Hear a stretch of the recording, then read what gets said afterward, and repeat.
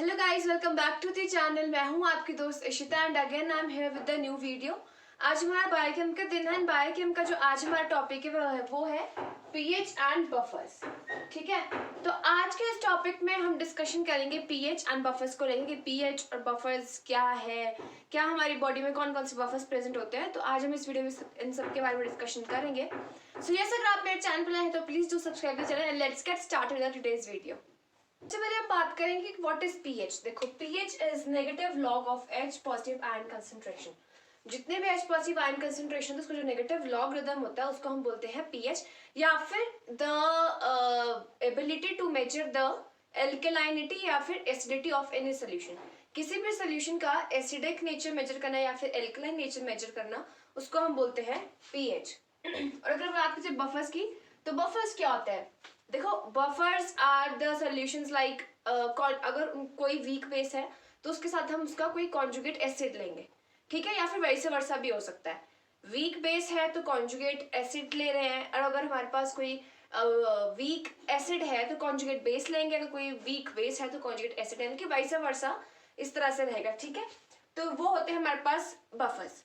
और अगर हम बात करें चाहे different types of buffers and उनकी डिफरेंट टाइप्स ऑफ बफर्स या और उनके पीएच वैल्यूज, अगर हम बॉडी की बात करें तो देखो, सबसे पहले है ब्लड।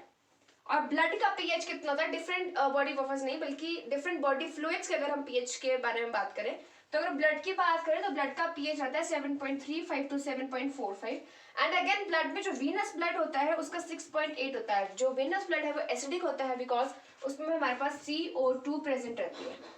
ठीक है, तो वीनस ब्लड कितना हुआ? 6.8 पीएच होता है। और आपको पीएच वैल्यूज पता होनी चाहिए, वाइवा में पूछी जाती हैं। अगर बात करें बाइल जूसेस की, तो बाइल जूसेस का होता है 7.6 पीएच। गैस्ट्रिक जूसेस की बात करी जाए दैट इट इज 1.7। आपको पता है गैस्ट्रिक जूसेस क्या है? HCl वगैरह है, तो HCl तो आपको पता ही है कितना ज्यादा कम पीएच का होता है ना, तो वो हो जाएगा 1.77 जो हमारा गैस्ट्रिक जूसेस के अंडर आ गया।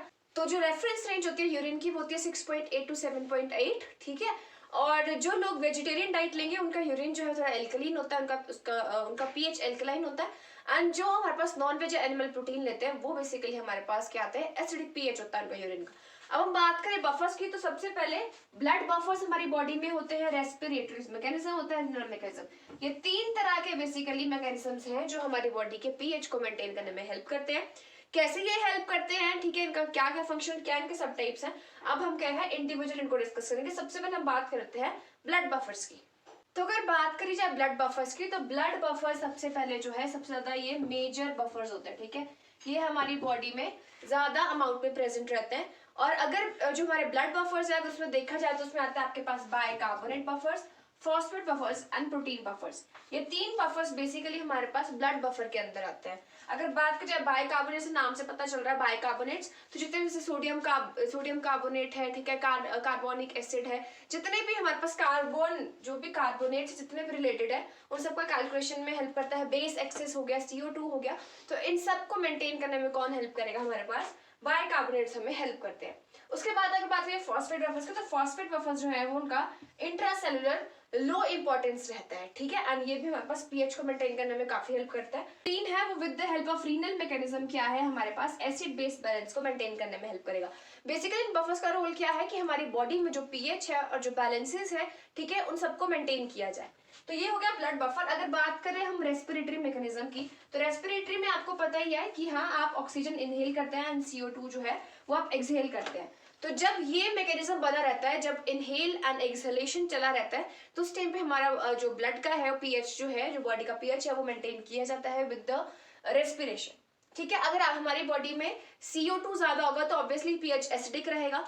तो अगर उस पीएच को मेंटेन करना है तो आप ऑक्सीजन इनहेल करते हो, फिर आप CO2 एक्सहेल करते हो, तो उससे क्या है हमारे जो बॉडी है उसका पीएच मेंटेन किया जाता है, एक जो हमारे पास रेफरेंस रेंज रहता है।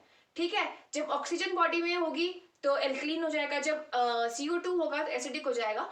और अगर बात करी जाए रीनल की, देखो रीनल में क्या होता है हमारे पास यूरिन के थ्रू हमारे पास जितने भी देखो इलेक्ट्रोलाइट बैलेंस होता है, आपका सोडियम का लेवल जो है, हाइड्रोजन का लेवल जो है, कार्बोनेट्स जो है, वो सारे एक्सचेंज का रीनल टिब्यूल्स में हमारे पास एक्सचेंज रहता है उनका। ठीक है, तो उस हिसाब से क्या होता है इलेक्ट्रोलाइट बैलेंस मेंटेन किया जाता है। जब इलेक्ट्रोलाइट बैलेंस होगा तभी तो ऑब्वियसली आपका पीएच मेंटेन रहेगा। अगर इलेक्ट्रोलाइट ज्यादा हो जाएंगे तो एसिडिक पीएच ज्यादा हो जाएगा, तो उस हिसाब से क्या होता है हमारे पास एक लेवल मेंटेन किया जाता है, ठीक है। तो ये हुआ हमारे पास renal buffers, sorry renal method था ये, जिसके अकॉर्डिंग हम क्या कर सकते हैं, अपने बॉडी के पीएच को मेंटेन कर सकते हैं। रीनल मैकेनिज्म में यही सब बात है, ठीक है। तो ये भी कुछ इंपॉर्टेंट चीजें हैं जो आपके एग्जाम पॉइंट ऑफ व्यू से इंपॉर्टेंट है एंड ये आपके एग्जाम में आ सकती हैं। आप इसके बारे में खुद से भी पढ़ सकते हो, ये कुछ बेसिक सी चीजें हैं, आपकी बुक में दिया, मैंने भी बुक से ही पढ़ा था, मैंने कोई पर्टिकुलर नोट्स नहीं बनाए थे इसके। अब हम बात कर लेते हैं कुछ डिसऑर्डर्स के। देखो, अगर हमारे पास एसिड बेस इम्बैलेंस होता है तो हमें कौन कौन से डिसऑर्डर्स हो सकते हैं, या फिर मेटाबॉलिक एल्कलॉसिस, मेटाबॉलिक एसिडोसिस हो सकता है, रेस्पिरेटरी एल्कलॉसिस, रेस्पिरेटरी एसिडोसिस,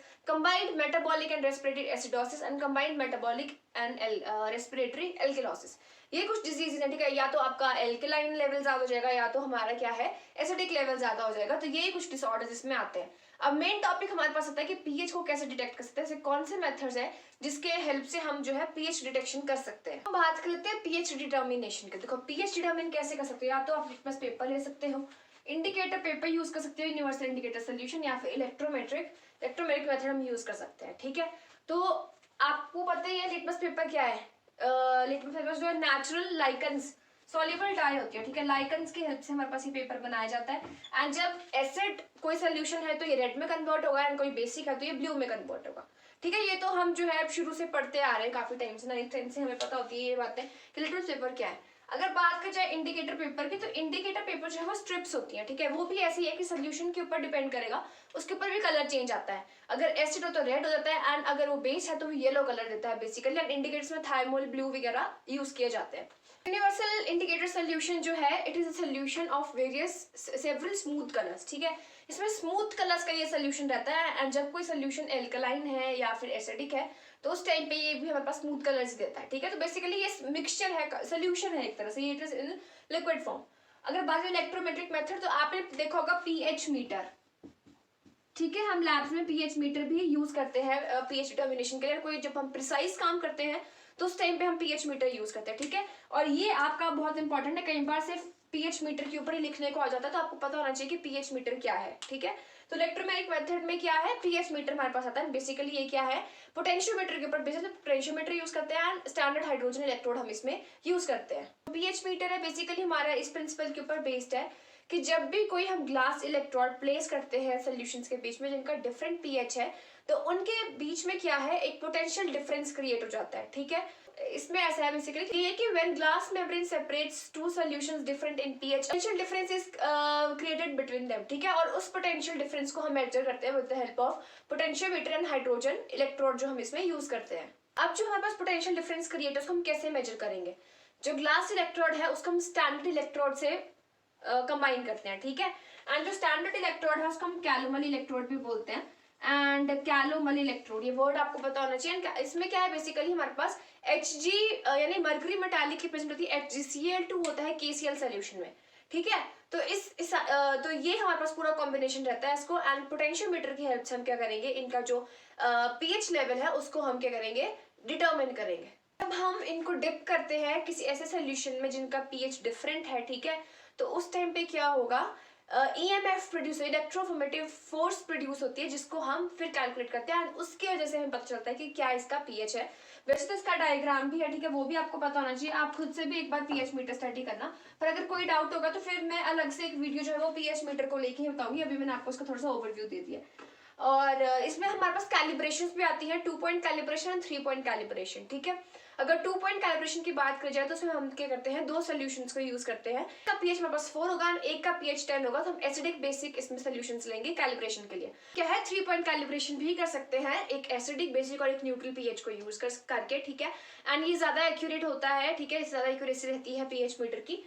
तो ये था बेसिकली आज के टॉपिक में हमारे पास। एंड अगर बात करूं मैं आपको, मैंने बता दिया बफर्स का। बफर्स बेसिकली वही है कि जो रेजिस्ट कर सकते हैं किसी चेंज को। जब हम कोई एसिड या कोई बेस ऐड कर रहे हैं तो उस टाइम पे वो सोल्यूशन जो है उस चेंज को रेजिस्ट कर सके, बेसिकली वो हमारे पास बफर्स होते हैं। एंड वही है कि अगर आप स्ट्रॉन्ग एसिड यूज कर रहे हो तो कॉन्जुगेट वीक बेस का सॉल्ट हम यूज करेंगे। तो ये हमारे पास बफर्स का रहता है एंड पीएच मैंने आपको डिफरेंट बता दिया। एंड एक पॉइंट इसमें हेंडरसन हेजलबर्ग की इक्वेशन रहता है कि pH is equal to pK plus log होता है, ठीक है। तो ये पूरा इक्वेशन अगर हमने पीएच को मेजर करना है एंड ये आपको पता होनी चाहिए, होती है हेंडरसन हेजलबर्ग ठीक है, ये देखना। और जो आपकी रंजना चावला की जो बुक है उसमें थोड़ा सा एरर है इस चीज को लेके, उसमें आपका एसिड अपॉन सॉल्ट लिखा है, लेकिन जो बिल्कुल सही इक्वेशन होती है वो होती है सॉल्ट अपॉन एसिड। तो बुक में हमारे पास एसिड अपॉन सॉल्ट दिया, जो थोड़ा सा एरर है बुक में, ठीक है। तो ये बिल्कुल सही इक्वेशन है, आपको पता होना चाहिए। एंड आप इसको भी लिख सकते हो, जब पीएच एंड बफर का लेकर क्वेश्चन आता है तो आप इस चीज को भी मेंशन कर सकते हो उसमें, और ये इंपॉर्टेंट भी है, ठीक है। पीएच कैलकुलेट करने के लिए यही वैल्यू है। एंड एक और चीज की, जब हम पीएच मीटर यूज करते हैं तो उस टाइम पे हमें कौन कौन से प्रिकॉशंस फॉलो करने हैं। तो सबसे पहले ये है कि पीएच मीटर को 15 मिनट्स पहले ही ऑन कर देना चाहिए, ठीक है। एंड हिपेरानाइज्ड सैंपल्स के लिए ब्लड पीएच को कैलकुलेट करने के लिए हम बेसिकली इसको यूज करते हैं। कैलिब्रेशन भी इंपॉर्टेंट है, इसका कैलिब्रेशन करना चाहिए हमें पहले, हमारे पास कोई एरर्स ना आए। एंड इसका जो ग्लास इलेक्ट्रोड है उसका भी वॉशिंग जो है वो ज्यादा इंपॉर्टेंट है, उसका भी हमारे पास हमें जो है ढंग से क्लीन करना पड़ता है, ताकि उसमें भी कोई पोटेंशियल मटेरियल जब हमारे पास पोटेंशियल डिफरेंस क्रिएट हो रहा है तो उसमें कोई भी हमारे पास कोई एरर्स ना रहे। बेसिकली यही था आज का टॉपिक। आई होप आपको ये समझ में आ गया होगा। मैंने ज्यादा नोट्स इस टॉपिक के नहीं बनाए थे, मैंने बुक से ही पढ़ा था, बट फिर भी अगर मैंने कॉपी में कुछ लिखा होगा थोड़ा बहुत इसको लेके तो मैं आप सबको शेयर कर दूंगी। सो आई होप आपको ये समझ में आ गया है। एंड कोई भी क्वेरी होगी इंस्टाग्राम पर डीएम करना, कमेंट सेक्शन में मुझसे पूछ लेना, I do reply. So yes, फिर मिलते हैं आपसे अगली वीडियो में। Till then take care, good bye.